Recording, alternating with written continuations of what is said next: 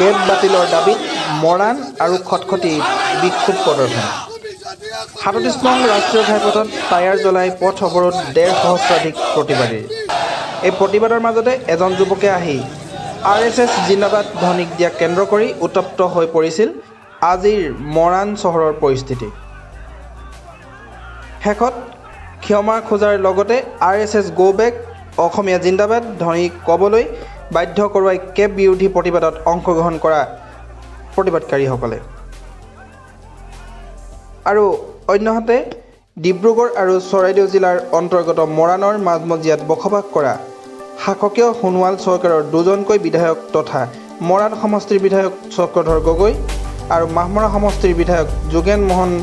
বসবাস কৰা সমীপৱৰ্তী ঠাইসমূহৰ লগতে চৰাইদেউ আৰু ডিব্ৰুগড় জিলাৰ মাজেৰে যোৱা ৩৭ নং ৰাষ্ট্ৰীয় ঘাইপথৰ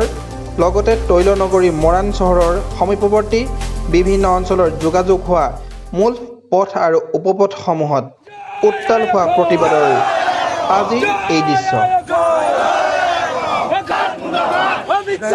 আহকচোন আমাৰ প্ৰতিবাদক সঞ্জীৱ বৰাই যুগুতোৱা বিভিন্ন দল সংগঠনৰ লগতে বিভিন্ন ঠাইৰ স্থানীয় লোকসকলৰ মন্তব্যসমূহ নিজ মুখে শুনো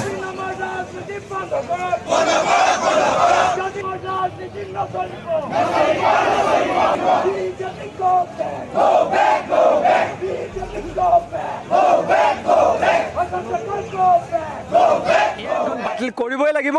আৰু যি পৰ্যন্ত বাতিল নকৰে সেই পৰ্যন্ত কিন্তু আমি অসমৰ বিভিন্ন জাতীয় জনগোষ্ঠীয় সংগঠনৰ ঐক্যবদ্ধ হৈ আমি প্ৰতিবাদ চলাই যাম আৰু প্ৰয়োজন হ'লে আমি জংগী আন্দোলনৰ কাৰ্যসূচী গ্ৰহণ কৰিবলৈ কাৰণে আমি প্ৰস্তুত আছোঁ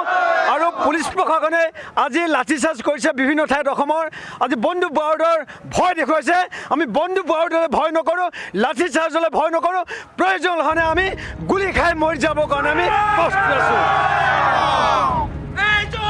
সংগঠন বিধেয়ক ২০১৬ বাতিল কৰিব লাগিব অসম চৰকাৰ কেন্দ্ৰীয় চৰকাৰে যদি বাতিল নকৰে শেষ বিন্দু টেষ্ট টকালৈকে আমি আন্দোলন কৰি যাম আমাক কি কৰিব তেওঁলোকে গুলি মাৰিব আমি গুলি খাবলৈ প্ৰস্তুত আমি লাচিত সন্তান আমি মাৰিব জানো মৰিব জানো জয় অসম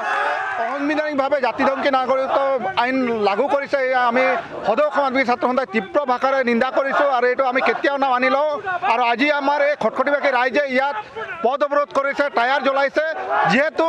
আজি সৰ্বানন্দ সোণোৱালে নিজেই জাতীয় নায়কৰ উপাধিৰে বিভূষিত কিন্তু অসমীয়া জাতি মাটি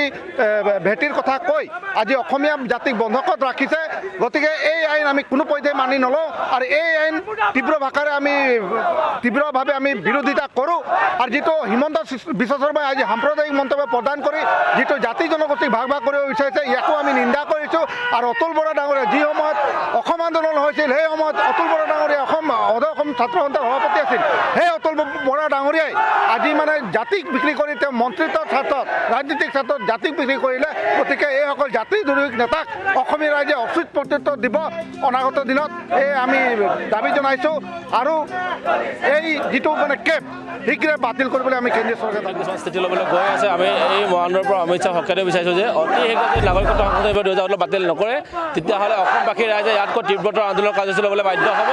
আৰু সৰ্বানন্দ সোণোৱালক ইয়াৰ পৰা আকৌ এবাৰ সক্ৰিয় দিব বিচাৰিছোঁ যে অতি শীঘ্ৰে যদি তেওঁ এই নাগৰিকত্ব সংশোধনী বিধেয়কৰ বিৰুদ্ধে যদি প্ৰতিবাদ নকৰে তেতিয়াহ'লে তেওঁ নাগপুৰ আছে নেগুতপুৰ সভা পাৰক অন্যথা অসমীয়া ৰাইজে তেওঁক কোনোদিনে ক্ষমা নকৰে আৰু হিমন্ত বিশ্ব শৰ্মাই যি ধৰণে আজি অসম বিৰোধী কিছুমান মন্তব্য দি আছে তেওঁক আমি সক্ৰিয় দিব বিচাৰিছোঁ অতি শীঘ্ৰে যদি এই মন্তব্যৰ বিৰোধত নাথাকে তেতিয়াহ'লে ছাত্ৰ মুক্তি সংগ্ৰাম সমিতি আৰু কৃষক মুক্তি সংগ্ৰামে তেওঁক কোনোদিনে সহ্য নকৰিব আৰু অনাগত দিনত কৃষক মুক্তি সংগ্ৰামীতে ছাত্ৰ মুক্তি সংগ্ৰামীতে ইয়াতকৈ তীব্ৰ কাৰ্যসূচী ল'বলৈ বাধ্য হ'ব আজি মৰাণত আমি কৃষক মুক্তি ছাত্ৰ মুক্তি আৰু ৰাইজে জাতীয় জনগোষ্ঠীয় সংগ্ৰামী আমি মৰাণত আমি অচল কৰি পেলাইছোঁ মৰাণৰ দোকানখন আমি বন্ধ কৰি দিছোঁ আৰু ৰাইজে আমাক সমৰ্থনো কৰিছে এই প্ৰতিবাদী কাৰ্যসূচীত আমি ইয়াৰ পৰা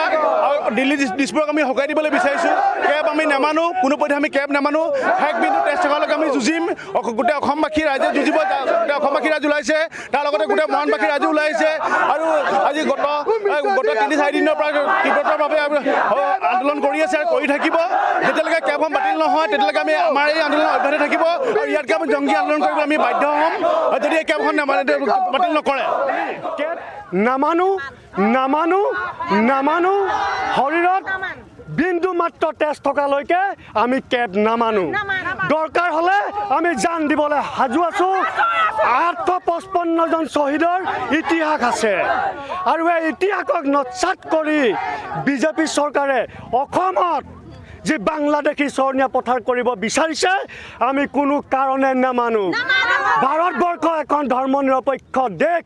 আৰু এই দেশত এই সেকুলাৰ কাণ্ট্ৰিত কোনো কাৰণত হিন্দু বঙালী জৈন খ্ৰীষ্টানক আমি সংস্থাপিত কৰিব নিদিওঁ স্বতঃস্ফূৰ্তভাৱে আমি ৰাইজে কৈছোঁ আমাক এই অসমত মুছলমান বাংলাদেশীও নালাগে মুছলমান আমাক বাংলাদেশীৰ প্ৰয়োজন নাই আমাক হিন্দু বাংলাদেশীৰ প্ৰয়োজন নাই যদি ইয়াৰ পিছতো যদি তেখেতসকলে অসমত হিন্দু বাংলাদেশীক সংস্থাপিত দিব বিচাৰে অনাগত দিনত কিন্তু পৰিস্থিতি উত্তপ্ত হ'ব আপোনালোকে দেখিছে এতিয়া যি আমাৰ পিছফালে ৰৈ আছে ৰাইজসকল এই কোনো দল সংগঠন নহয়